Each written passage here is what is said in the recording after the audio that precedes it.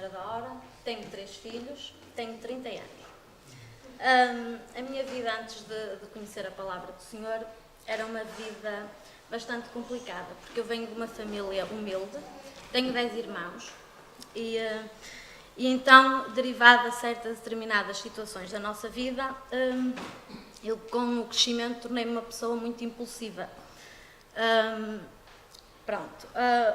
Eu fumava há vários anos, fumava desde os meus 15 anos, e aos 18 anos casei e um pouco de ser impulsiva, eu no fundo passava isso para o meu marido. O meu marido era um pouco prejudicado com isso. Os meus anos foram sendo assim, não é? Impulsiva, fumava, depois de certas determinadas atitudes que tinha menos corretas, refletia, arrependia-me, mas já estava feito e não havia volta a dar, não é? Eu conheci a palavra através, como o pastor referenciou, da minha irmã, da Bianca, e do meu cunhado Júnior, que em abril estiveram cá em Portugal de férias, que eles estão a viver há 2 anos e tal em Inglaterra, e começaram-me a falar, e eu tinha um pouco de curiosidade de saber, no fundo, a vida deles, porque eu notava as grandes transformações que tinham sido na vida deles, não é? Eu notava umas pessoas calmas, tranquilas, que transmitiam paz, amor, e no fundo eu tinha essa curiosidade de saber porque é que eles eram assim, não é? E comecei por perguntar, então o meu cunhado começou-me a falar, não é? Inclusive, numa das nossas longas conversas, ele diz-me e referencia-me isto: aqueles 2 que tu conhecestes há 2 anos, que foram daqui, não são as mesmas pessoas. Nós morremos, nós renascemos para uma vida nova. E realmente o que estava ali eram 2 pessoas completamente diferentes. 2 pessoas que dava gosto estar com eles, transmitiam paz e tranquilidade. E eu sentia que era isso que eu precisava para a minha vida. Precisava dessa paz, desse amor, desse aconchego, mas não sabia como ir buscá-lo. Então foi através deles que foram falando comigo os dias que cá tiveram, e eu comecei por dizer ao meu cunhado e à minha irmã: é isto que eu quero. Eu quero mudar a minha vida, eu quero ser uma pessoa feliz, uma pessoa do bem, não é? Então foi nesse espaço de tempo que, quando eles foram para Londres, deram-me o contacto do João e da Dijane, em que falei com a Dijane e ela foi lá à casa, e o João, e tiveram a falar comigo, porque lá está, eu tinha um bocado de receio de vir cair assim de paraquedas numa igreja, sem saber verdadeiramente o que é que eu ia encontrar, se era mesmo isto que eu queria para a minha vida, não é? Então o João e a Dijane ajudaram-me a perceber o que era isto, que mundo era este, não é? E então eu aí tive a certeza absoluta que realmente era isto que eu queria para a minha vida. Pronto.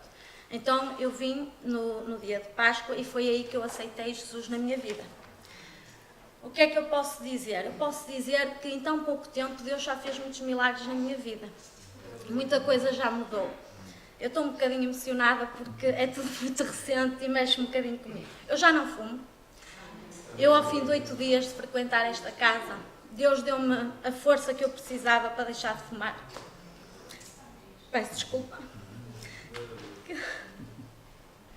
ao longo de vários anos tentei deixar de fumar e não consegui. Eu já não me consigo deitar sem orar, sem agradecer a Deus as bênçãos que Ele tem feito na minha vida. Eu já não sou aquela Selma impulsiva que por momentos dizia as coisas sem pensar e magoava muita gente. Eu já resolvi muitas situações familiares que estavam pendentes por ambas as partes. Inclusive já pedi perdão a várias pessoas. Inclusive a primeira pessoa a quem eu pedi perdão foi ao meu marido. Porque durante estes anos, estou casada, vai fazer 13 anos, o meu marido foi uma excelente pessoa. Ele foi o meu pai, a minha mãe, o meu amigo, o meu conselheiro. Ele foi tudo. Porque se fosse outra pessoa até já me tinha deixado. Por eu ser impulsivo e por etc. e determinadas coisas. Mas isto tudo, no fundo, eu não devo nada a mim. Eu devo isto tudo a Deus. Porque Deus pôde transformar a minha vida. E eu agradeço a Deus todos os dias da minha vida por os milagres que Ele fez e que está a fazer na minha vida. E realmente estão a ser bastantes.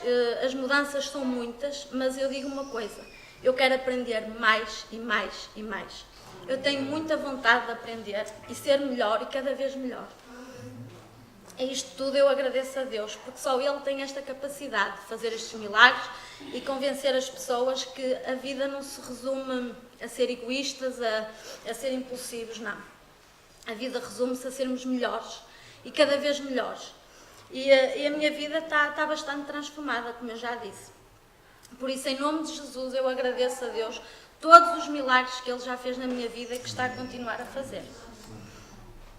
Pronto, e o meu testemunho é isto. Bom dia a todos os irmãos.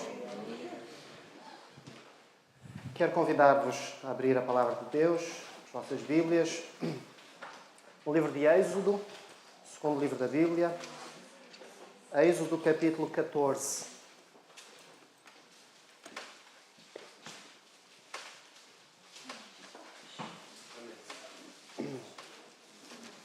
Êxodo capítulo 14.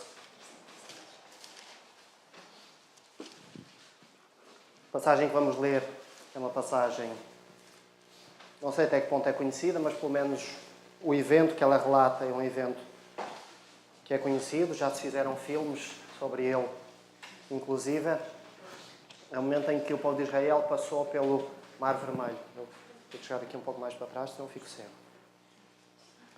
Vamos ler todo o capítulo, portanto começando no verso 1, Êxodo capítulo 14, diz assim: Disse o Senhor a Moisés: Fala aos filhos de Israel que retrocedam e se acampem de fronte de Piairote, entre Migdol e o mar, diante de Baal-Zefon, em frente dele vos acamparei junto ao mar.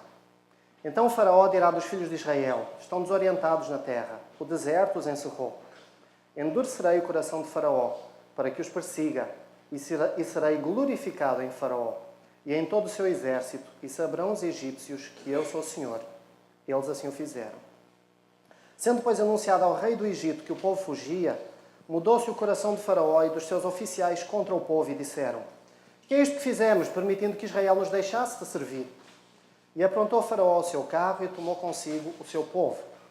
E tomou também 600 carros escolhidos e todos os carros do Egito, com capitães sobre todos eles. Porque o Senhor endureceu o coração de Faraó, rei do Egito, para que perseguisse os filhos de Israel. Porém, os filhos de Israel saíram afoitamente. Perseguiram-nos os egípcios, todos os cavalos e carros de Faraó, e os seus calavarianos e o seu exército, e os alcançaram acampados junto ao mar, perto de Piairote, de fronte de Baal-Zefon. E chegando Faraó, os filhos de Israel levantaram os olhos, e eis que os egípcios vinham atrás deles, e temeram muito. Então os filhos de Israel clamaram ao Senhor, e disseram a Moisés: Será por não haver sepulcros no Egito que nos tiraste lá, para que morramos neste deserto? Por que nos trataste assim, fazendo-nos sair do Egito? Não é isso que te dissemos no Egito: Deixa-nos para que sirvamos os egípcios, pois melhor nos fora servir aos egípcios do que morrermos no deserto. Moisés, porém, respondeu ao povo: Não temais, aquietai-vos e vede o livramento do Senhor, que hoje vos fará. Porque os egípcios que hoje vedes, nunca mais os tornareis a ver. O Senhor pelejará por vós e vós vos calareis. Disse o Senhor a Moisés: Por que clamas a mim? Dize aos filhos de Israel que marchem. E tu, levanta o teu bordão, estende a mão sobre o mar e divide-o, para que os filhos de Israel passem pelo meio do mar em seco. Eis que endurecerei o coração dos egípcios, para que vos sigam e entrem nele. Serei glorificado em Faraó e em todo o seu exército, nos seus carros e nos seus calavarianos. E os egípcios saberão que eu sou o Senhor, quando for glorificado em Faraó, nos seus carros e nos seus calavarianos. Então o anjo do Senhor, que adianta o exército de Israel, se retirou e passou para trás deles. Também a coluna de nuvem se retirou de diante deles e se pôs atrás deles. E é entre o campo dos egípcios e o campo de Israel. A nuvem era escuridade para aqueles e para estes esclarecia a noite, de maneira que em toda a noite este e aqueles não puderam aproximar-se. Então Moisés estendeu a mão sobre o mar, e o Senhor, por um forte vento oriental que soprou toda aquela noite, fez retirar-se o mar e se tornou em terra seca, e as águas foram divididas. E E os filhos de Israel entraram pelo meio do mar em seco, e as águas lhe foram qual muro à sua direita e à sua esquerda. Os egípcios que os perseguiam entraram atrás deles, todos os cavalos de Faraó, e os seus carros e os seus calavarianos até ao meio do mar. Na vigília da manhã, o Senhor, na coluna de fogo e de nuvem, viu o acampamento dos egípcios e alvorotou o acampamento dos egípcios. Emperrou-lhes as rodas dos carros e fê-los andar dificultosamente. Então disseram os egípcios: fujamos da presença de Israel, porque o Senhor peleja por eles contra os egípcios. Disse o Senhor a Moisés: estenda a mão sobre o mar, para que as águas se voltem sobre os egípcios, sobre os seus carros e sobre os seus calavarianos. Então Moisés estendeu a mão sobre o mar, e o mar, ao romper da manhã, retomou a sua força, e os egípcios, ao fugirem, foram de encontro a ele. E o Senhor derribou os egípcios no meio do mar. E voltando as águas, cobriram os carros e os cavalarianos de todo o exército de Faraó, que os haviam seguido pelo mar. Ainda nenhum deles ficou. Mas os filhos de Israel caminhavam a pé, enxuto pelo meio do mar, e as águas lhes eram quais muros à sua direita e à sua esquerda. Assim o Senhor livrou Israel naquele dia da mão dos egípcios. E Israel viu os egípcios mortos na praia do mar. E viu Israel o grande poder que o Senhor exercitara contra os egípcios. E o povo temeu ao Senhor e confiou no Senhor e em Moisés, seu servo. Até aqui. Vamos orar. Paizinho, muito obrigado, Deus, por aquilo que já pudemos ouvir nesta manhã, pelo tempo que pudemos estudar a Tua Palavra, ainda hoje, pelo tempo do louvor que tivemos, pelo nosso tempo de busca a Ti. Agradecemos também pelo testemunho da nossa irmã Selma, ó Deus, e pelo modo como também encheu os nossos corações. Agora, Pai, colocamos diante de Ti este momento, esta passagem, para que possamos estudar e aprofundá-la, ó Deus, e para que, acima de tudo, o Teu Espírito possa falar a cada coração aqui presente. Assim nós oramos no nome de Jesus Cristo. Amém.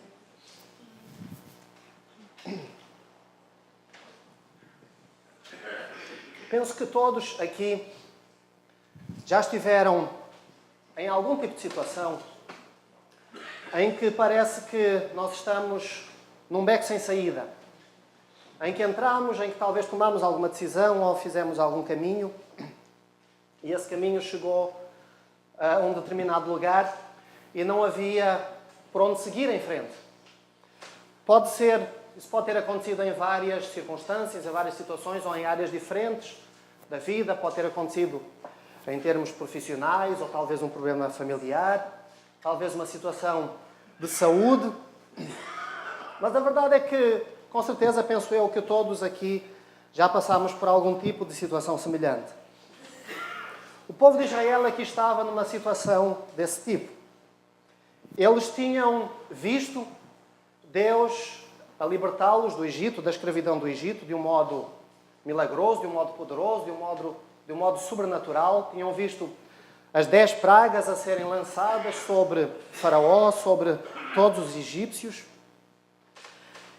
E tinham visto também, pelo menos Moisés sabia, que a rota que eles tinham tomado, a partir daquele momento em que eles saíram do Egito, foi uma rota que Deus tinha colocado, que Deus tinha orientado. Eles não pegaram no mapa, até porque provavelmente não tinham, e não procuraram traçar um caminho que fosse mais curto ou que fosse melhor.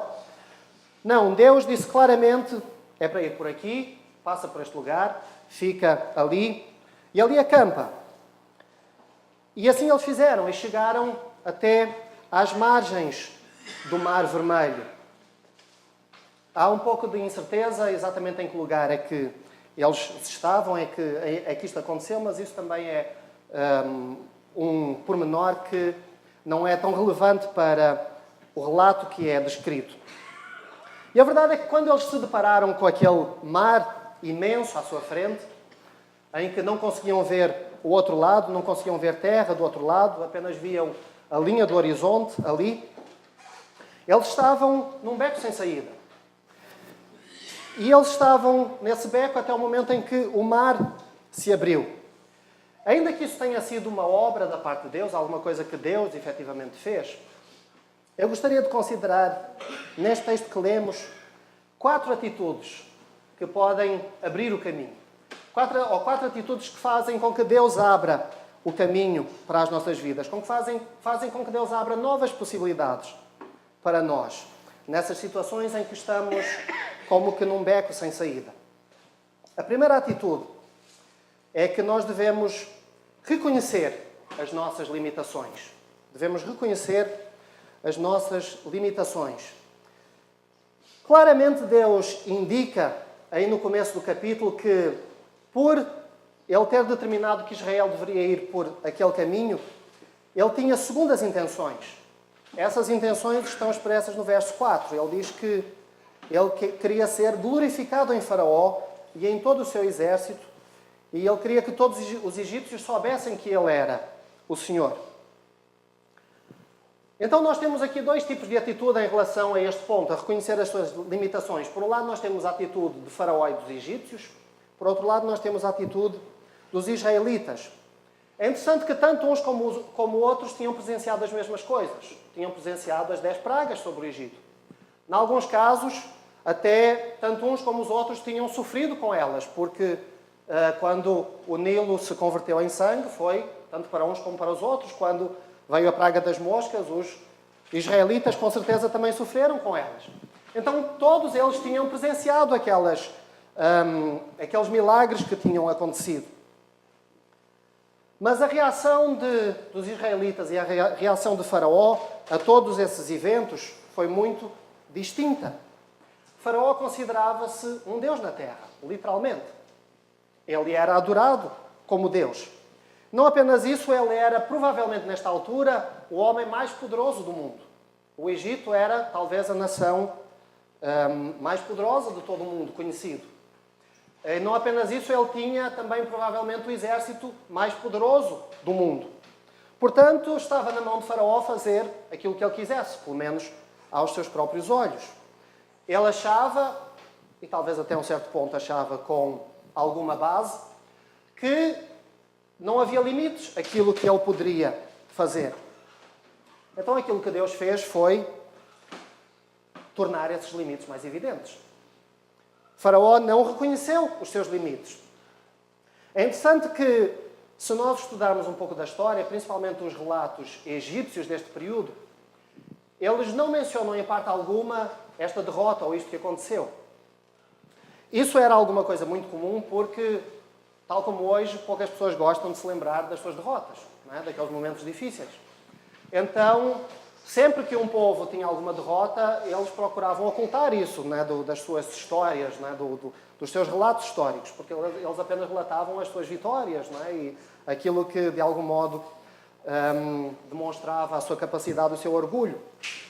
Mas uma coisa que a história também não pode negar é que, se até este momento o Egito era a nação mais poderosa do mundo, depois deste momento, em termos históricos, em termos cronológicos, está comprovado de que houve uma grande queda do Egito, houve um grande declínio do Egito. Não é? Então, ainda que os relatos históricos, pelo menos do Egito, procurem ocultar esta situação, os seus efeitos foram muito evidentes. Os israelitas, por outro lado, têm um outro tipo de reação neste momento. Eles murmuram, eles questionam Deus. E questionam principalmente Moisés por causa da situação em que eles estavam. Quem conhece a história do povo de Israel, e principalmente quando continuamos a ler a partir deste momento os capítulos seguintes, sabe que o povo de Israel murmurou muitas vezes. Neste capítulo em particular, nós temos a curiosidade de que foi a primeira vez que isso aconteceu. Foi a primeira vez de muitas, que Israel murmurou. E a nossa tendência inicial pode ser de criticar o povo de Israel por causa disso. Pode ser de algum modo de orgulhosamente pensarmos que, se nós tivéssemos estado na mesma situação, nas mesmas circunstâncias, presenciado as mesmas coisas, que nós não teríamos tido a mesma atitude.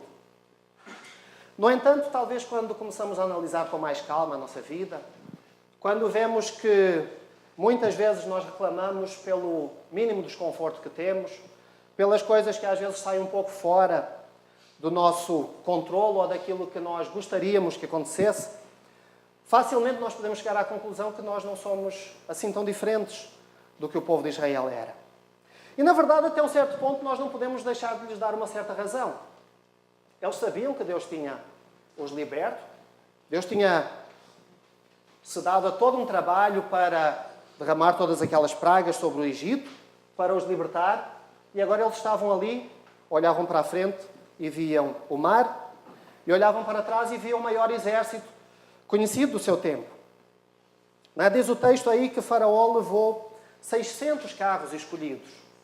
Estes carros eram, nesta altura, com certeza, aquele tipo de carruagens que eram levadas a cavalo. Normalmente havia 2 cavalos para cada carruagem, e cada carruagem tinha também 2 homens, um que orientava os cavalos, e o outro que ia com algum tipo de lança ou uma espada, que era o que efetivamente procurava fazer a guerra. Por outras palavras, estes eram, no momento, naquele período, eram os tanques armados daquele momento. E ainda diz aí que, além de levarem esses 600 carros escolhidos, não sei se talvez Faraó tivesse achado depois que não era suficiente, diz aí no verso 7 que depois ele ainda levou todos os carros do Egito. Portanto, todo o seu exército Faraó levou naquele momento. E o povo de Israel estava ali, desamparado, desarmado. Eles tinham acabado de sair da escravatura, não sabiam lutar, não sabiam combater, estavam completamente encurralados entre o mar e o exército de Faraó. E quando alguém está nestas situações, quando alguém olha para um lado e vê o mar, olha para o outro e vê o exército, só resta um lugar para onde olhar. E esse lugar é para cima. E foi isso que eles fizeram. Eles olharam na direção certa. Então eles clamaram a Deus. No entanto, as suas palavras revelam o medo que eles sentiam naquela situação. Mas ainda assim eles reconheceram as suas limitações. Eles reconheceram que não havia nada que eles pudessem fazer naquela circunstância. Então esse é o primeiro ponto. E esta situação leva-nos ao segundo ponto. Com base nas palavras que eles disseram. O segundo ponto é que nós devemos compreender quando há necessidade de mudança. Notem aquilo que os israelitas pediram a Moisés. Aquilo que os israelitas queriam era voltar para trás. Aquilo que os israelitas queriam era voltar ao Egito. Eles tinham sido libertos de uma forma maravilhosa. Depois de terem estado cerca de 400 anos no Egito, aliás, mais de 400 anos, durante a maior parte desse tempo eles foram escravos. Durante a maior parte desse tempo eles tinham clamado a Deus por libertação. E decorrido todo esse tempo, então Deus finalmente os libertou e agora eles queriam voltar ao Egito. Isso está nos versos 11 e 12. A mudança sempre é difícil. Talvez eles estivessem já tão habituados àquela situação e àquelas circunstâncias que quando eles viam agora qual é que era a sua nova realidade, eles queriam voltar àquilo que eles tinham antes. Aí mesmo sabendo que aquilo que eles tinham antes era a escravidão. Mudança sempre é difícil. Qualquer tipo de mudança é difícil. É muito mais fácil nós tentarmos manter as coisas como elas estão. É muito mais fácil nós continuarmos em território familiar e dentro daquilo que nos é confortável, dentro daquilo que nós estamos habituados. Porque todo tipo de mudança não deixa de ser um salto para o desconhecido. Há uma situação interessante que aconteceu e que provavelmente tem o seu paralelo em muitas outras situações ao longo da história. Em 1886, Karl Benz, um alemão, conduziu o seu primeiro automóvel pelas ruas de Munique. Ele chamou a esse automóvel Mercedes-Benz, por causa do nome da sua filha, que era chamada de Mercedes. E nesse momento em que ele conduziu, em que o automóvel foi exposto pela primeira vez ao escrutínio das pessoas, pelo menos dos cidadãos de Munique, houve um grande alvoroço. Houve pessoas que protestaram porque disseram que a máquina era muito barulhenta, que produzia muito fumo, que ia a velocidades muito rápidas. Alguns chegaram até a afirmar que era um instrumento do diabo, porque Deus nunca tinha a intenção de que o homem andasse por outros meios que não fosse os seus próprios pés. Então, pressionado pelos cidadãos daquela cidade, o presidente da Câmara da cidade de Munique impôs um limite de velocidade vertiginoso às carruagens sem cavalos de 5 km por hora. Era o máximo que o automóvel poderia andar. Dentro das cidades, 5 km por hora. Fora dos limites da cidade, podia andar um pouco mais, à velocidade de 10 km por hora. Rapidamente, Carl Benz compreendeu que, se esse limite continuasse, se fosse imposto, ele não poderia de forma alguma desenvolver um mercado para o seu automóvel, porque os cavalos andam muito mais rápido que isso. Então o cavalo iria andar mais rápido que o carro. Então ele desenvolveu uma estratégia. Ele convidou o Presidente da Câmara para um passeio no seu automóvel e num determinado local da cidade pelo qual ele previa passar, ele pagou a um leiteiro para estacionar a sua carroça ali naquele lugar. E quando ele passou por ali, ele combinou com o leiteiro que ele iria ultrapassar o automóvel e, quando ele fizesse isso, que ele iria estalar o chicote. E, aparentemente, na cultura alemã deste período, isso era uma espécie de um insulto, tipo, eu vou mais rápido que tu. Alguma coisa desse género. E então, quando essa situação aconteceu, o Presidente da Câmara ficou muito furioso, porque ele estava ali, porque ele queria, não é, tinha o seu orgulho, a sua dignidade, e não poderia ser ultrapassado por um leiteiro. Então ele exigiu a Carl Benz que ele ultrapassasse o leiteiro. E Carl Benz virou-se para ele e disse, eu não posso porque senão eu vou exceder o limite de velocidade. E então ele continuou na sua carripana dentro daquele limite de velocidade que tinha sido imposto. A verdade é que 2 dias depois o limite de velocidade foi retirado. E assim o automóvel se desenvolveu. Mas é interessante como esta história ilustra aquilo que tantas vezes acontece, que é que nós temos uma reação natural às coisas novas, às mudanças. Mas a verdade é que as mudanças são inevitáveis. As coisas mudam, as circunstâncias mudam, os tempos mudam e até nós mudamos. Então as mudanças são inevitáveis. O que nós precisamos de compreender é que há 2 tipos de mudança. Há um tipo de mudança que vem naturalmente por causa da vontade de Deus e há um tipo de mudança que vem por causa da desobediência a Deus. Então o que eu preciso de compreender é de onde vem esta mudança. Esta era uma mudança que vinha claramente da vontade de Deus. Deus tinha orientado o povo de Israel para sair do Egito e para estar naquele lugar. Não era da vontade de Deus que Israel voltasse para o Egito. O apóstolo Paulo, num texto que estudámos bastante há um tempo atrás, dá-nos os princípios para aquilo que é uma mudança boa e aquilo que não é uma mudança boa. Romanos capítulo 12, verso 2, ele diz, não vos conformeis com este mundo. Não vos conformeis com este mundo. Há um tipo de mudança que é má. É um tipo de mudança que é orientado pelo mundo. Há um tipo de mudança que vem quando eu procuro assumir a forma que o mundo tem. Tudo aquilo que o mundo faz, eu quero fazer. Esse é um tipo de mudança que eu não devo fazer. Era exatamente o tipo de mudança que Israel queria ter. Eles queriam voltar para o Egito. Queriam voltar para o mundo, para aquelas circunstâncias e para aquela situação em que eles estavam antes. Mas há um tipo de mudança que agrada a Deus. O apóstolo Paulo continua. Mas transformai-vos pela renovação do vosso entendimento, para que experimenteis qual seja a boa, agradável e perfeita vontade de Deus. A transformação boa e a palavra que Paulo utiliza neste texto é a palavra metamorfose, que é muito conhecida, principalmente no meio científico, não é? A forma mais comum de metamorfose que conhecemos é da lagarta que se transforma numa borboleta. É um tipo de transformação que é boa, é um tipo de transformação que agrada a Deus, é um tipo de transformação que não é propriamente física, mas que é interior, vem do nosso entendimento. E não há vida cristã sem transformação. Tal como a Selma testemunhou aqui, não pode haver vida cristã se não houver transformação. Então, o cristão, por definição, tem que ser alguém que está habituado a mudanças. Tem que ser alguém que não apenas está habituado a mudanças, como procura as mudanças. Não qualquer tipo de mudança, mas a mudança que agrada a Deus. Mudança na sua própria vida. Transformação na sua própria vida. Terceira atitude que abre o caminho. É o que nós encontramos nas palavras de Moisés em resposta ao povo, a partir do verso 13.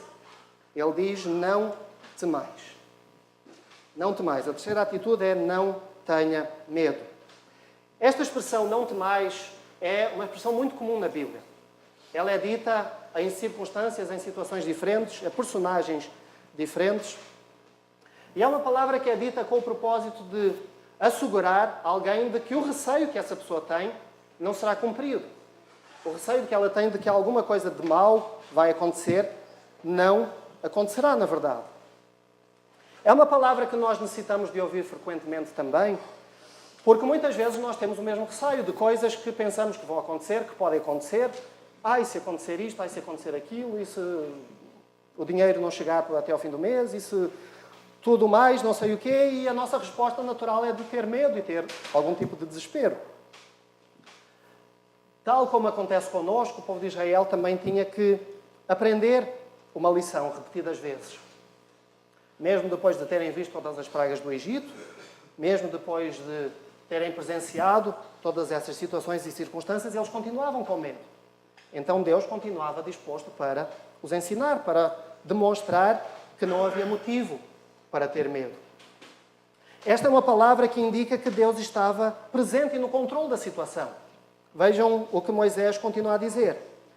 Diz Moisés, respondeu ao povo, não temais, aquietai-vos e vede o livramento do Senhor, que hoje vos fará, porque os egípcios que hoje vedes, nunca mais os tornareis a ver. O Senhor pelejará por vós e vós vos calareis.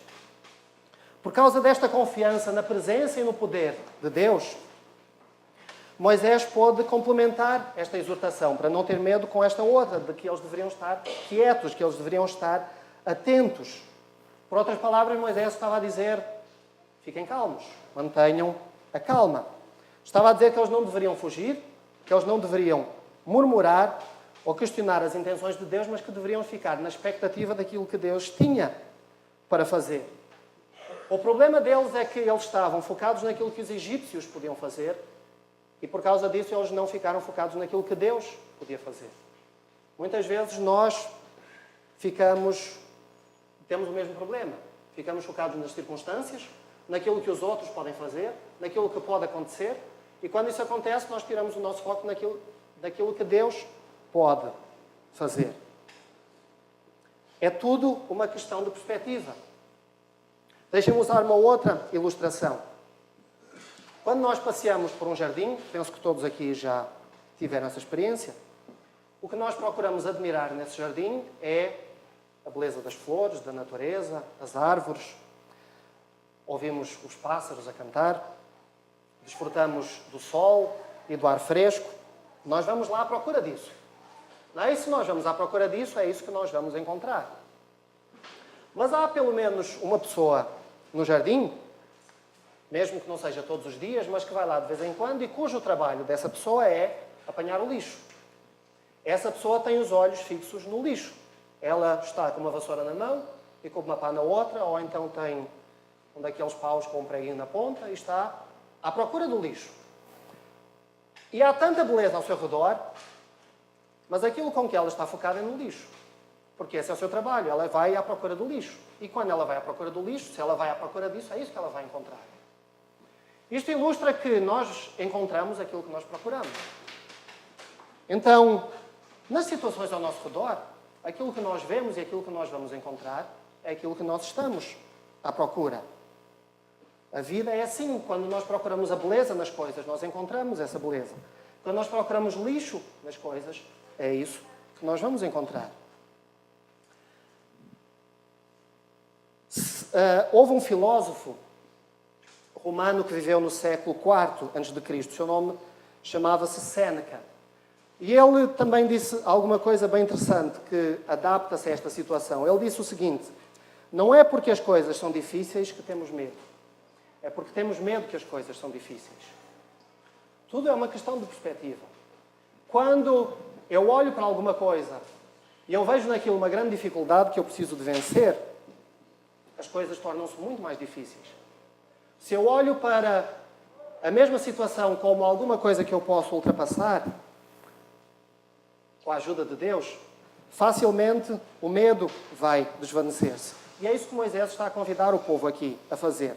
A olhar para aquela situação de uma perspectiva diferente. Quarta e última atitude. Eu sei que já estamos um pouco além do tempo, peço desculpa por isso. Mas quarta e última atitude é: haja no momento oportuno. É curioso aquilo que Deus diz a Moisés no verso 15, quando ele leva estas preocupações a Deus, e Deus diz a Moisés: por que clamas a mim? Diz aos filhos de Israel que marchem. Quase que há aqui uma espécie de Moisés está a ser corrigido, não é, por alguma coisa que ele não deveria ter feito. Porquê é que Moisés foi corrigido nesta situação? Porquê é que Deus disse aquilo que ele disse? Não, eu creio que Moisés estava à espera de uma orientação que ele já tinha recebido. Não é? E esse era o problema. Quando nós procuramos uma orientação, e é importante nós fazermos isso, é tão ou mais importante que quando nós recebemos essa orientação, nós a cumpramos, nós façamos aquilo que é necessário fazer. E é curioso que Moisés já sabia aquilo que ele tinha que fazer. Deus já tinha dito que o caminho era aquele. Deus já tinha dito que era por ali que eles tinham que ir. O facto de haver um mar na frente era apenas um precalço, era apenas um pequeno pormenor. Mas o caminho era aquele. E Moisés já sabia disso. Então há momentos em que orar é importante, e na verdade orar é sempre importante. Há momentos em que planear é importante, mas quando é o momento de agir, é necessário agir, é necessário fazer as coisas. O problema é quando aquilo que Deus mandou fazer é alguma coisa que nos parece complicado. E vamos reconhecer que realmente esta era uma situação complicada. Havia um mar na sua frente. Muitas vezes parece nas nossas vidas que também há alguma coisa na nossa frente que precisa ser ultrapassado. E às vezes Deus diz o modo como nós precisamos agir, mas ou porque é uma coisa que não nos agrada muito, ou porque talvez achamos que é muito complicado, nós continuamos a orar à espera que as coisas se tornem mais fáceis. No entanto, Deus já tinha dito aquilo que é necessário, que era necessário fazer. E muitas vezes, quando nós já sabemos aquilo que precisamos de fazer, nós continuamos a orar como uma desculpa para adiar aquilo que Deus já nos mandou fazer. Então, em quarto e último lugar, quando eu já sei aquilo que eu devo fazer, a única atitude que me resta é agir, é fazer isso. Como conclusão, tudo na vida é uma questão de atitude. Tudo na vida depende da forma como eu encaro as coisas, como eu encaro as situações. Deixem-me contar uma última história para concluir a palavra desta manhã. Essa história foi relatada no New England Journal of Medicine, um jornal voltado para a questão de medicina. Contou numa das suas edições do ano de 1980 a história de um homem chamado Norman Cousins. Esse homem foi hospitalizado e foi diagnosticado com uma doença rara e uma doença incurável. Ele chegou à conclusão, já que a sua doença era incurável, não valia a pena ele estar no hospital, e então ele saiu do hospital e foi para casa.